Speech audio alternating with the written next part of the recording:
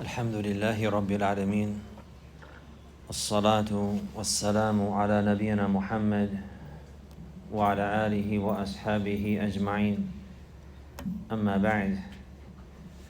We continue our studies of the third great pillar from the pillars of Al-Islam, the pillar of Zakat, the obligatory charity, and establishing that sincerely for the sake of Allah Azza wa Jal in the manner pleasing to Him, abiding by the guidance and the direction and the laws and legal ways of Prophet Muhammad sallallahu alaihi wasallam.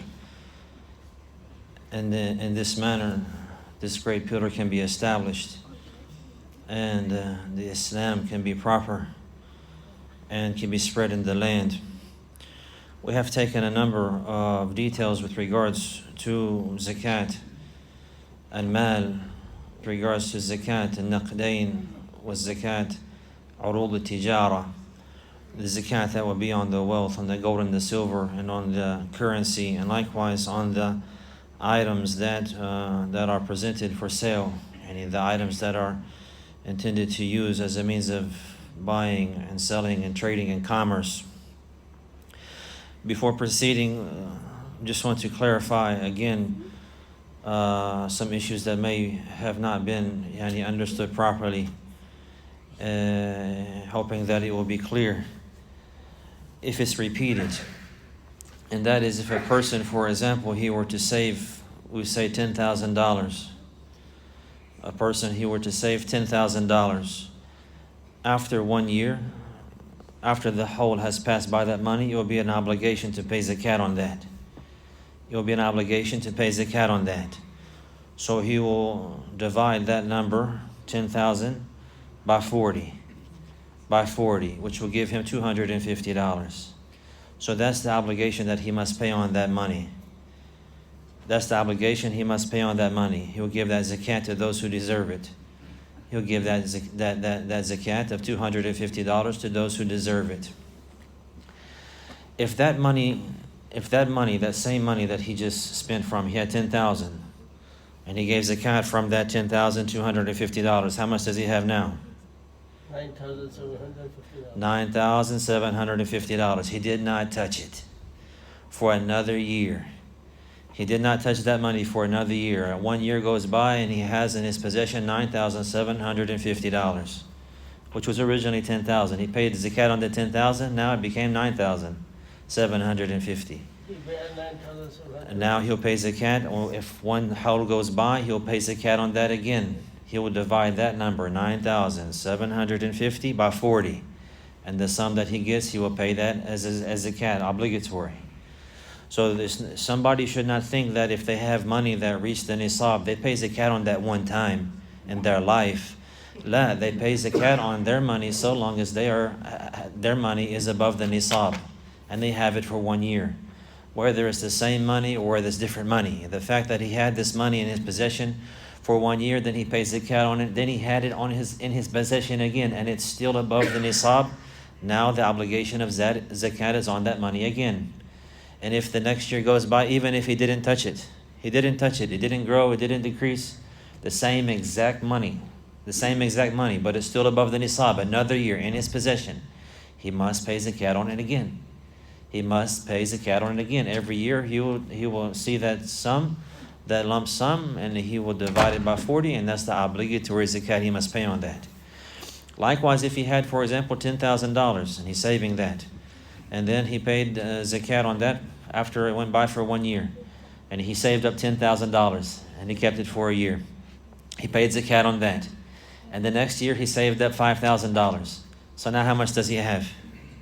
He has $15,000. Now he has $15,000. For the next year, he would not say, "Oh, I'll pay zakat on the $5,000 that I saved only." Rather, the next year he'll calculate all the money he has and pay zakat on that. The next year, the first year he pays zakat on 10,000. Then within the next year, it grew to 15,000. The same 10,000 grew to 15,000. The same 10,000 grew to 15,000. So the next year, he will not say, oh, well, I only saved this year 5,000, so I pay zakat on 5,000. La, he will pay zakat on the total that he has at that time. So along with that 10,000, he saved 5,000 more. So the next year he has 15,000. He'll divide 15,000 by 40 and pay that sum for the sake of Allah to those who deserve it as zakat, obligatory. We understand this affair? So the point is the learning the nisab, learning the whole, that whoever his wealth it reaches the nisab and then he stays with him for the year and the whole passes by it, he has to pay zakat on that every single year. So long as the wealth never goes below the nisab. So long as the wealth never goes below the nisab, even if it's the same wealth. If his wealth increases, then he looks at the sum of his wealth after the whole has gone and he pays on all of that. Not just on the increase, not just on the portion he saved this year, the portion he saved this year along with what he had saved before. And all of it together, because the whole passed over the 10,000 and the 5,000 here. So this is the case. This is the case. If that 5,000 was coming from the 10,000, then it has the same whole, even if the 5,000 didn't go over the whole, because it's proceeding and it's a profit from the original money. So we have seen those details before. Just to repeat it again, because some brothers, they're having questions about this affair, so I wanted to make this portion clear. This portion clear. So we have seen the issue of the whole and how if the money has different sources and it has different reasons, they will have different holes. And it's not obligatory to gather them. And if the money has grown, the profit of that money has the same hole as the original money. And indeed, these things here could get difficult for people of business and people who their money is coming and going. It's going up and going down, but they always have the nisab. So we have seen likewise that it's allowed for the person whose money reached the nisab and the obligation of zakat is upon him, that he can pay the zakat early. He can pay the zakat early, and if he needs to, in order to make it easy for him. The one who has reached the nisab and the obligation is upon him, he can pay the zakat early. So this is the advice, and in order to avoid any troubles or misunderstandings, that a person, he has the hawl. We say the hawl is in Ramadan. So his money is coming and going, different sources, different places, different avenues. It's growing, it's going up, it's going down, but it never goes below the nisab. Not in 1 year. It never goes below the nisab. So if we wanted to look in detail about this person's money, he could have maybe 3 different holes, 4 different holes, 5 different holes, and according to where his money is coming from. So in order to avoid getting mixed up and becoming difficult, then since the obligation of his zakat is upon him, it's allowed for him to gather all that money together and pay the zakat at one time. And this is what is advised for the people that have a bank account or they have income coming or they have businesses going and the likes like this, that to make it one time, whenever that time comes. For example, in Ramadan. When Ramadan comes, he looks at all of his savings. He looks at his cash that he has in his hands. He looks at any jewelry that he has and the likes like that. He looks at people who owe him debts and the debt is easy for him to get back, and then he will include that. He'll look at items that he has for sale and he will calculate the value of that if he sold it that day, and he will come with one final total in Ramadan, and then he will divide that total by 40 and pay it all at one time. And not have to worry about this one has this hold and this one is in Sha'ban and this one is in Muharram and this money came to me in Rajab and this money went up and went down and this money I'm not sure, did it go below the nisab or not? This money right here, like this, in order to avoid all of these problems or these affairs that could become difficult with the person's finances, just to put it all together and pay it at one time. All together and pay it at one time. Some of that maybe wouldn't even have to pay zakat on it. That would be considered extra in a charity. He has a reward for that. And maybe he'll pay zakat, for example, on the money he has in his hand also. He'll add that with it. Maybe the money he has in his hands is going to get spent before even the hawl goes on it. But if he gives it and he includes it, then he's safe. In any case, maybe he's going to save the money. Maybe he's not going to save the money. Or maybe the money in his hand will never go below the nisab the whole year.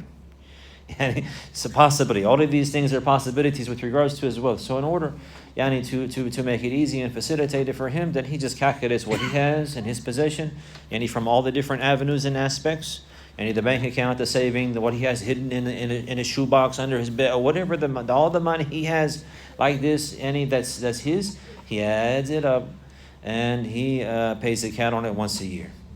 Once a year. And he will not have to, after that, inshallah, worry about, did he fulfill his obligation and did he perform his zakat properly. Inshallah, in this manner, he would have performed the duty, and possibly even more, in charity. Even more in charity. So this was, the summarization of that which has preceded. So now we begin another aspect of zakat. And it is الزكاة في السائمة من بهيمة الأنعام. Zakat al-Sa'imah. The people of knowledge, they have called this particular aspect here a number of names. Zakat al-An'am, or Zakat Bahimat al-An'am, or Zakat al-Sa'imah. It all has the same meaning, but some of the words have more clarification. So here what is intended is the zakat that is on the cattle. But what is intended from the cattle are the camels and the cows and the sheep. The camels, the cows, and the sheep. And the camels, there are two types. The one that has one hump and the one that has two. The one that has one hump is called Arabiya, and the one that has two is called Bukhtiya. Both of them are included. The cows, likewise, there's two types. The regular cows, and then likewise the buffaloes. They're called Jamus. The Jamus. So both of them are included here. And likewise, the sheep, there are two types. You have the sheep and you have the goats. You have the sheep and you have the goats. The sheep, they have wool, and the goats, they have fur, the hair. So they're different. They're different, but they're from the same type. They're different, but they're from the same type. So all of these categories here, they each have two types. The ibil, the camels, and the baqar, the cows, and the ghanam, the sheep and the goats. All of these each one of them has two types. All of them are included here. All of them are included here. This is what is understood whenever we say zakat bahimat al-an'am. Bahimat al-an'am. The bahima, meaning is from min al-ibham. It's not able to speak. It's not able to speak. But some of the scholars, they would be more specific, and they'll say zakat al-sa'ima. Zakat al-sa'ima, because this is what is intended from the cattle. Not all of the cattle, but rather the sa'ima from the cattle. And the sa'ima, the ra'iyya. So this is from as-sawm, bisin, as-sawm, not sawm, as-sawm with the sin, bisin, and this means a ra'i. So the animals that are considered sa'ima, or that make the sawm with the sin, these are animals that graze freely in the pasture that is provided by Allah subhanahu wa ta'ala. In a pasture, in the fields that Allah Azza wa Jal, He sends the rain from the sky, and He causes the crops and the plants and the grass and the likes like that in the fields that these animals graze on to grow without any effort from the owner of the animals. Without any effort from the owner of the animals. These animals here, they're called sa'ima. And the Prophet ﷺ, with regards to this issue here, and he has mentioned this in detail. في الإبل السائمة أو في الغنم السائمة. And he'll mention that this is what is intended. That not all of the ibil, not all of the ghanam, but rather the sa'ima from them. The sa'ima from them. So this is the one that has zakat in it. This is the one that has zakat in it. So the clear term for this zakat as-sa'ima min bahimat al-an'am. So again, the sa'ima, they're the ones who the owner, he does not feed them. He does not purchase food and feed them.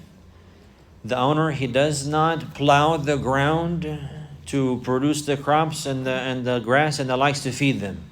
The owner, he does not grow wheat and the likes like this, or hay, in order to feed them. Rather, these animals here, they're left to graze in the field and eat on the grass that Allah provides for them.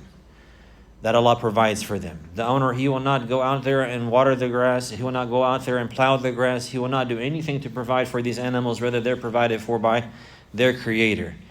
They're provided for by their Creator. These are the animals that have zakat on them. If a person, he himself, were to feed the animals, if a person himself, he were to feed the animals, this is called the ma'lufa. So we have the sa'ima, the one that goes freely and grazes freely. And we have the ma'lufa. The ma'lufa is the one that the person, he feeds it. He purchases feed and he feeds the cattle.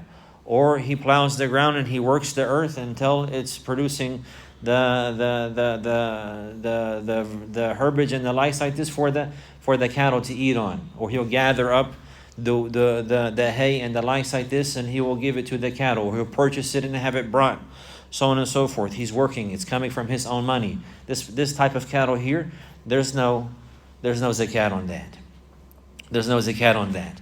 And the people of Nad, as they mentioned, that the sawm, or the fact that they are those free grazing animals, this will be for the whole hawl, or the majority of the hawl. The entire hawl, they're like this, or the majority of the hawl, they are grazing like this without being fed, then it's an obligation. Then the zakat will be an obligation on these animals. And if they graze most of the time, and then he feeds them sometimes, or he brings in a little bit of feed, but not much, and in the majority of the whole year, the majority of the time, they're eating on that which is provided freely from the grace and the mercy of Allah, and from the provision of Allah, and then he feeds a little bit, but not that much. Then it will still be considered sa'ima. They will still be considered sa'ima, and he will have to pay zakat on them. They have the same nisab? They all have the same nisab. Yes. They all have the same nisab. They all have the same nisab. So the people of Nad, as they mentioned that these animals here, bahimatul an'am, people, they own them for different reasons. People, they own them for different reasons. So we have to understand this, because not every person who owns these animals, even if they reach the nisab, he'll have to pay zakat on them. He'll have to pay zakat on them. So not all of the animals have zakat on them. And we have seen here that what is intended from the cattle are specific animals, and that's the camels and the cows and the sheep and goats. The camel and the cows and the sheep and goats. So, but not everybody who has these animals here, he has to pay zakat on them. Rather, first and foremost, it's the specific type. So likewise, maybe somebody, he will have the likes of these animals and they will not reach the nisab, and he still has to pay zakat on them. So we have to pay attention to this issue. And there's details here. There's details here. So there's the nisab. If the person reaches the nisab, if the conditions are met, he will have to pay zakat of bahimat al-an'am. Even if a person didn't reach the nisab, but it's from another aspect, maybe he will still have to pay zakat on that, but not zakat bahimat al-an'am. We will see zakat urud at-tijara. And according to the reason why the person, he owns the animals. So Shaykh Uthaymeen rahimahullah ta'ala, he mentioned a benefit about this issue here in his explanation of Sharh al-Mumti'. And he mentioned that the people, they purchase or they own the animals, these animals here, for 4 different reasons. The first reason is that he buys them in order to sell them. He buys these animals, he buys camels, he buys cows, he buys sheep. What does he want from them? He wants to make $1 with them. He'll buy them, and maybe he'll take care of them in order to sell them. In order to sell them. This is why he purchases them. So the one who has this intention here, and he owns these animals for this reason, he'll pay the zakat of business and trade. He'll pay the zakat of urud at-tijara. So therefore, maybe he only has, for example, the nisab for the animals, for the sheep, is 40. Is 40. That's if it's from the aspect of the sa'ima, zakat sa'ima. But here he only has 1, but he intends to sell it, and he had it for 1 year. He has to add that and include the value of that and pay zakat on it. You understand? So here he has less than the nisab. Maybe he has 35. Maybe he has 25. Less than the nisab. Maybe he has 10. Less than the nisab. But he has them in order to sell them. He has them in order to sell them. So if the year goes by while they're in his property, and he'll count the value of them, and he'll make zakat on that. According to the value. According to the value, because this is how you make zakat, urud at-tijara, as we have learned in our previous classes. The way you make zakat on the items that are for sale is by, after the hawl has gone on them and they reach the nisab, you calculate the value of them if you sold them that day, and you pay the zakat on that. You pay the zakat on that. So therefore, the one who has these animals in this manner, then he will pay the zakat of urud at-tijara. The urud at-tijara. Then there's another reason why a person will have them. He will have these particular animals, and they will be sa'ima. And they will be sa'ima, and he will have them in order to benefit from the people. They say as-sa'ima, the people of knowledge, they say as-sa'ima al-mu'idda lid-dar wal-nasl wal-lahm.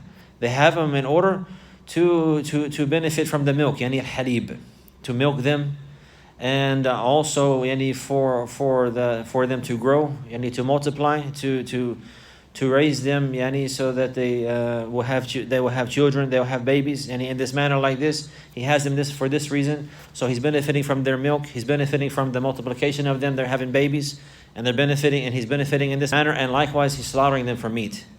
He's slaughtering them for meat, and so he has it for this reason. They're sa'ima. We know what sa'ima means, and the reason why he has them is because he benefits from their milk.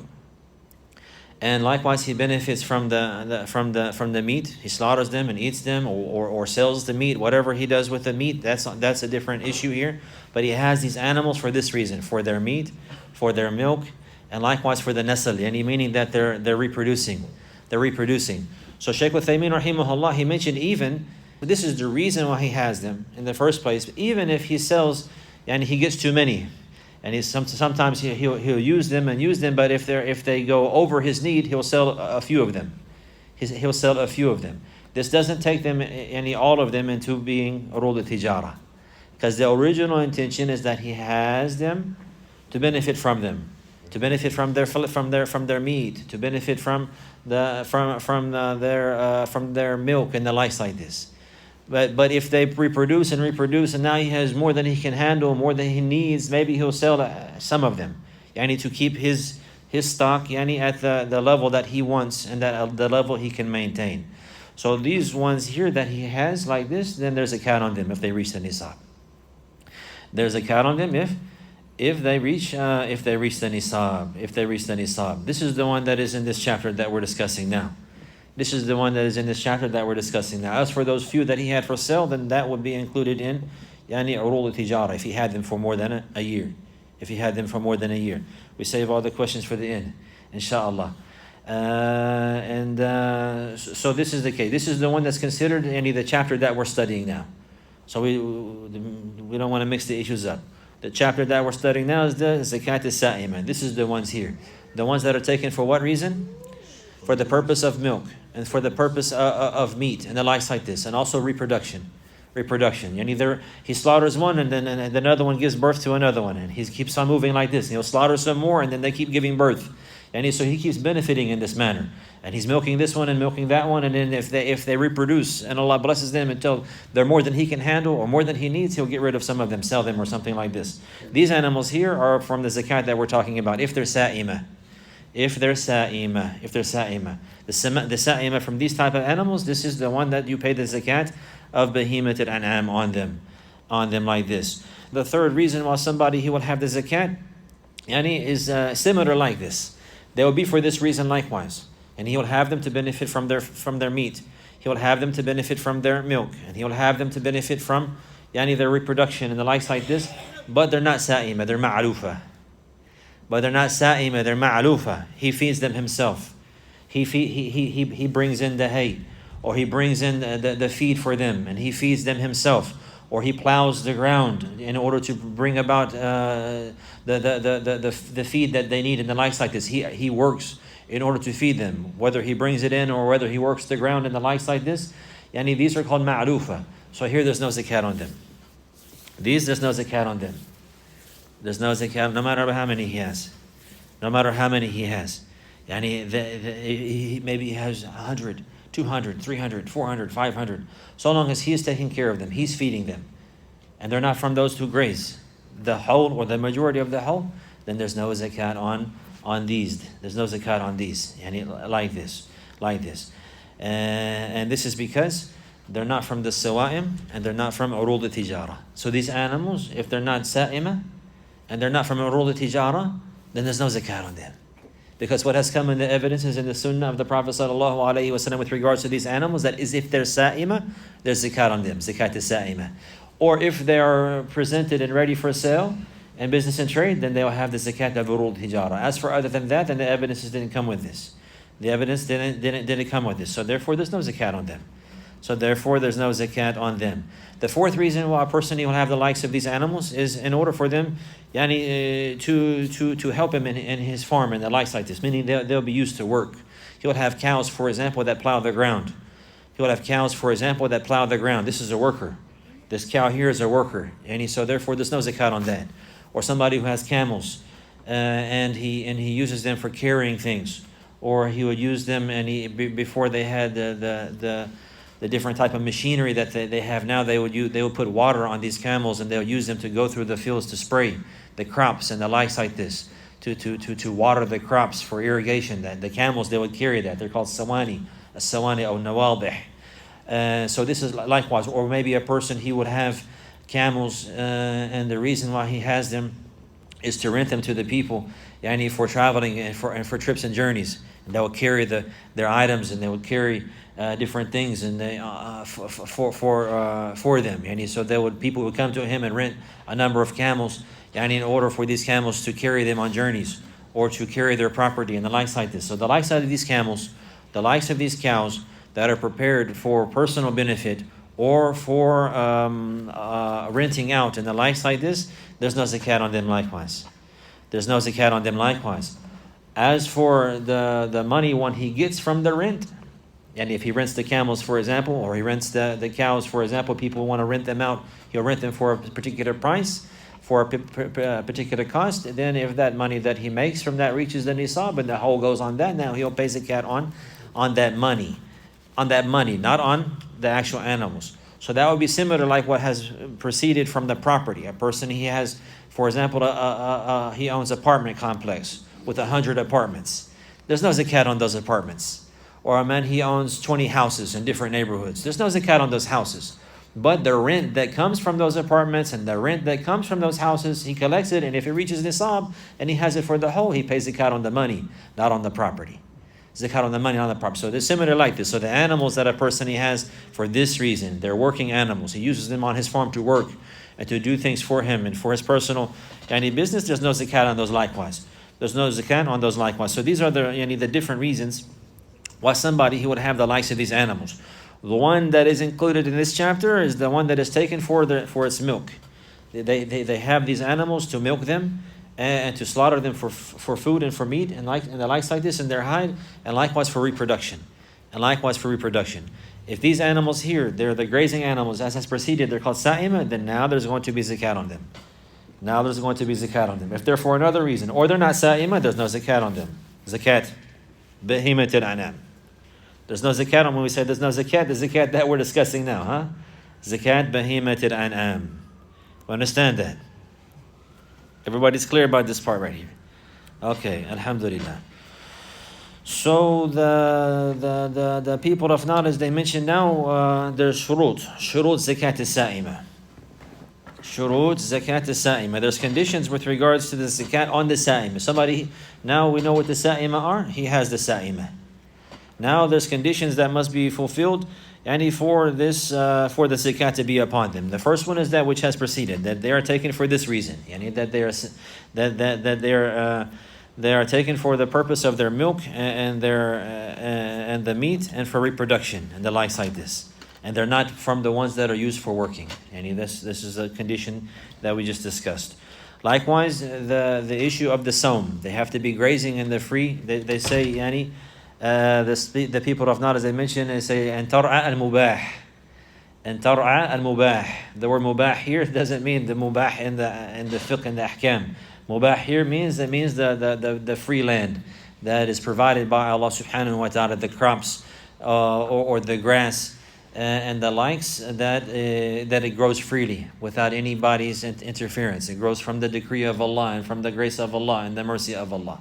So therefore it has to be like this, grazing in this manner for the whole year or for the majority of the year.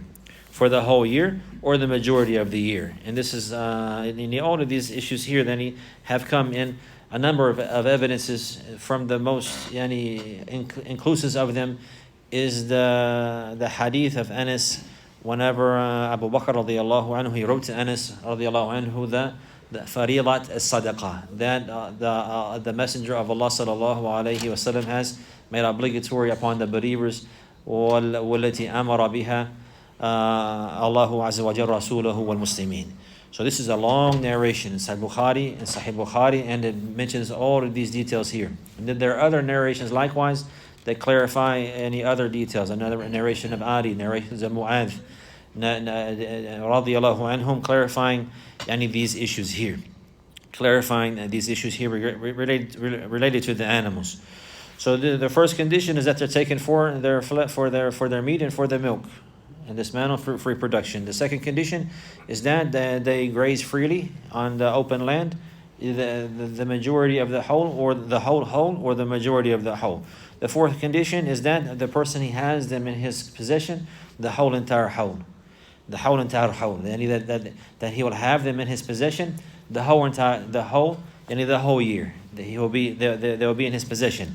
And because the Prophet ﷺ said, "La zakata fi malin hatta yahulu alayhi al-hawl."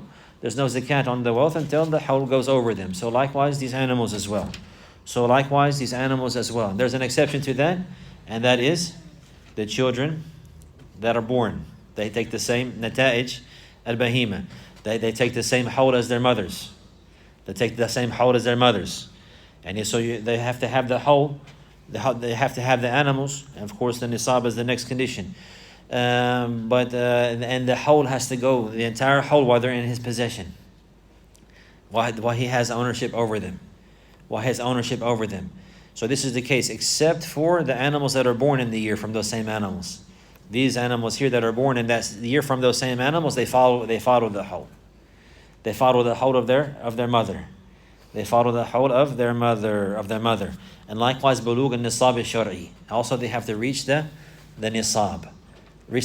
So if these animals reach the nisab, and then a person, he had them in his possession for a year, and they were sa'ima in this manner, and they had the sawm, the whole year or the majority of the year, and he had taken them for this reason here, to benefit from their milk and from their reproduction, and likewise from the meat and the likes like this, and they're not from the working animals, then there will be zakat on them. He'll have to pay zakat on them. And likewise, the animals that are produced, that come from those animals in the year, they follow the hawl of their parents, of the mother. And likewise, you use the children as well to reach the hawl. For example, somebody he has 30 sheep. Does he have nisab? We'll see the nisab for the sheep is 40. He only has 30. So there's no nisab, so there's no hawl. The zakat is not obligatory upon him. The zakat is not obligatory upon him. If these sheep, for example, now 10 of them gave birth to one each. So now how many does he have? He has 40. So at this time, he will use those newborns. As soon as he reached 40, he'll add those newborns along with the 30 that he has, and to complete the nisab. So now he has nisab. Now his original 30, he's not counting on this because they didn't reach the nisab. This 30, some of them had babies. Until now he has 40 exactly. At 40, he reached the nisab. So now he starts counting the whole. Throughout that year, they had more babies. All those babies are going to be included. Whenever that hawl goes by, he's going to count all those 40 that he had at the beginning and all the new heads that he has likewise from the babies, even if they're born yesterday. The people of Nad, as they mentioned that whenever the Prophet ﷺ sent the workers out to collect the animals, they were not ordered to ask when was he born and when was she born and when like this. They came and they counted the heads, and then and from there from the head count they paid the zakat. So these are following in this manner. So now the fourth condition is the nisab. So the camels, the nisab is 5. If somebody had 4 camels, there's no zakat on them. There's no zakat on the camels until a person, he reaches 5. Now he reached the nisab. If he has 5 camels for 1 year, he's going to have to pay zakat on that. If they increase, it's going to increase. We're going to take each one individually, inshallah. But just so we know now, the nisab, when will it be obligatory? Somebody who owns camels, when will zakat become obligatory on his camels? Whenever he has 5 of them or more. If he has 5 and he has them for the whole, now he has to pay zakat on those camels. The cows, the baqar, the nisab is 30. If he has 30 cows, now the nisab, he reached the nisab, the whole begins for him. If the year goes by and he has 30 cows, then he has to pay zakat on them. Right? As they increase, the amount he will pay is going to change. But just so that we know the nisab, when it becomes obligatory. And then with regards to the sheep or with the sheep and the goats is 40. It's 40. So if a person he has sheep and goats and they reach 40, then at this time the haul begins for him. He reached the nisab. And then so if the year goes by and he has 40 or more, he's going to pay zakat on them according to the amount that he has. Remember that there's two types of each one.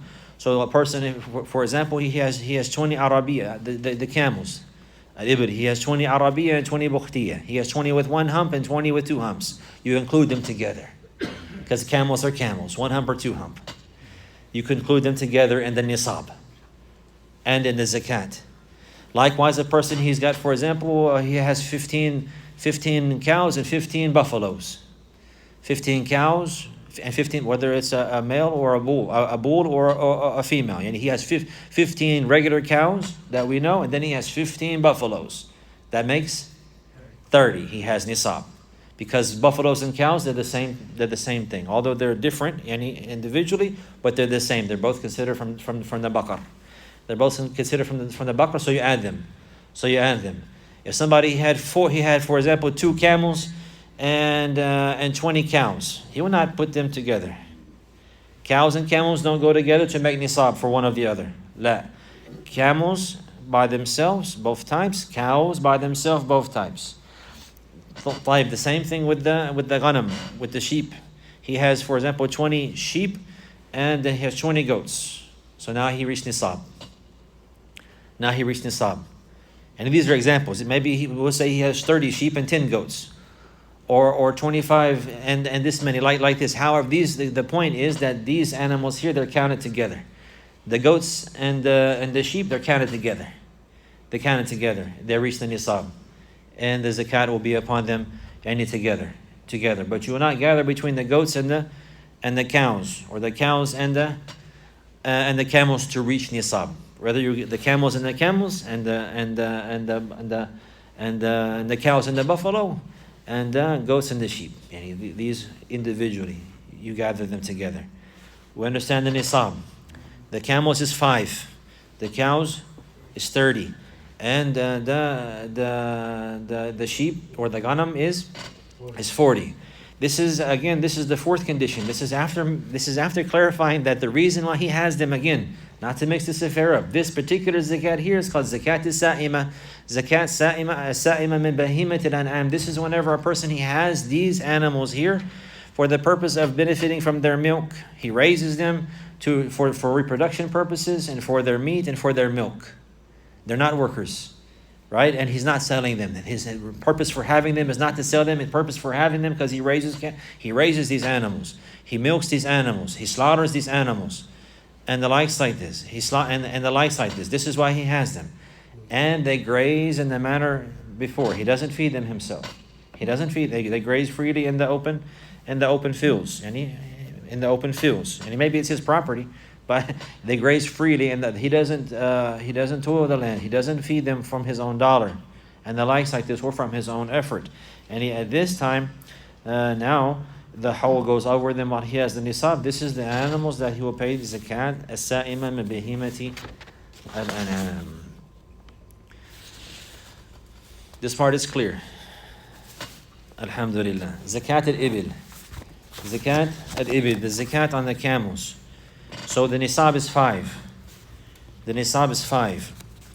So if he reached 5, between 5 and 9, it's going to go in levels now according to how many he owns. Between 5 and 9, the zakat starts at 5. That's the nisab. So if he has between 5 and 9 for the whole, then he has to pay zakat. How much would he pay? 1 sheep. Whenever we say 1 sheep here, what is intended? Whenever we're talking about paying zakat, what is the sheep? Ashat al-mukhraja al-mujzi'ah. What is the al-mukhraja fi zakat? What is the sheep? What kind of sheep? What are the characteristics or the traits of the sheep? What is the age of the sheep? Any sheep? La, not any sheep. Rather, the same sheep that is allowed for the udhiyah. The same, but there's no evidences in great detail with regards to this. There's some hadith with regards to the age that the sheep should be that's given as zakat, but the evidences from the sunnah are weak. But the scholars, they made qiyas with the udhiyah, because there are evidences clarifying the type of udhiyah and the ages of the udhiyah. These have been clarified. So the fact that these ages have been mentioned with regards to the udhiyah, and the udhiyah is given for the sake of Allah, and this sheep likewise from zakat is given for the sake of Allah, then they compare them together in this manner, meaning both of them are given for the sake of Allah, so therefore they both must have the same age. So therefore the sheep that is allowed is called athaniya min al-ma'iz. Athaniya min al-ma'iz. The ma'iz is the goat. And this is the one هي ما تم لها سنة ودخل في الثانية ودخل في الثانية. So the thaniya min al-ma'iz, there's a goat, it's called thaniya. This is the one who has completed one whole year and it started in the second year. This is the age. If it's a goat, because he can either give a goat or a sheep. If he's going to give a goat, it has to be at least 1 year old and entering to the second year. And if it's going to be from the da'n, from the sheep, it's called a jada'ah. وجذع من الضأن هي ما تم لها 6 أشهر. نعم 6 أشهر. So if it's from the sheep, the one that has wool, then it has to be at least 6 months old. 6 months old.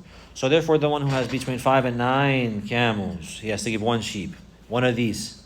Either a goat that's a year or more, or a sheep that's at least 6 months old.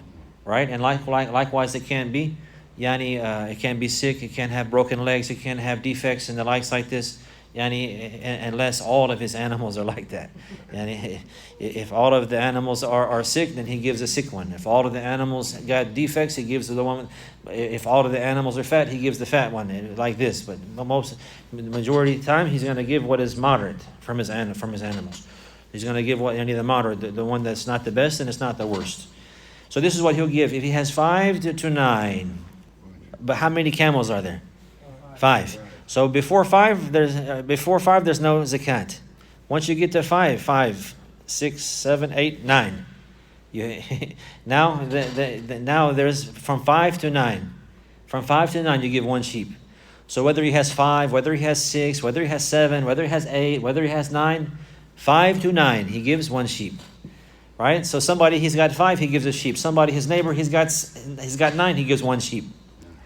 You understand? The number between the two is called waqs.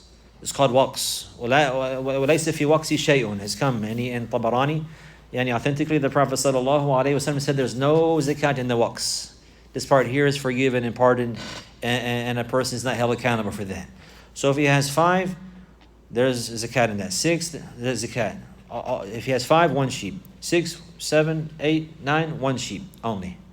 One sheep only.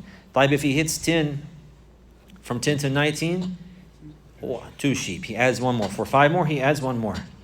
In the range of 5 more, he adds one more. So the same thing. He has 10.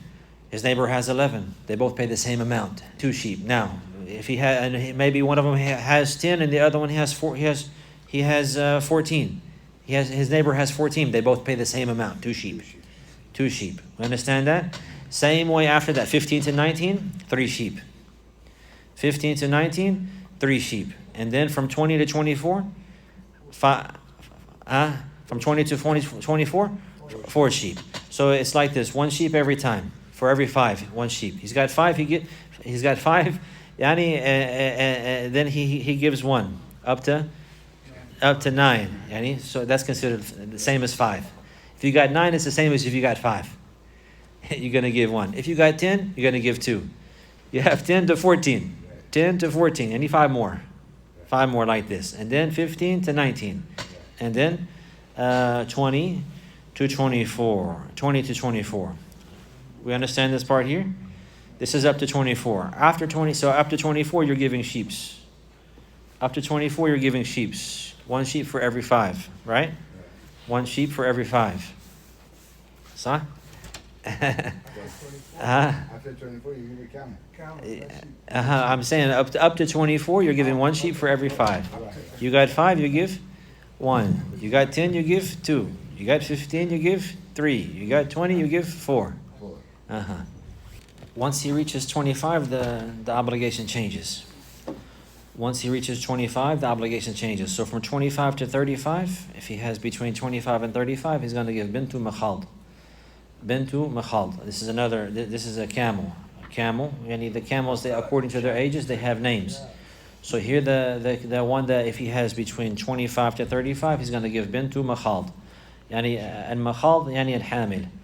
Bint al-makhald, this is the one that a camel that has reached 1 year. They call her bint makhald.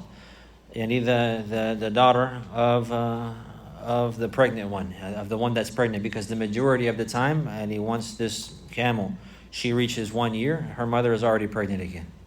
By the time she reaches 1 year, the mother's already pregnant again, normally.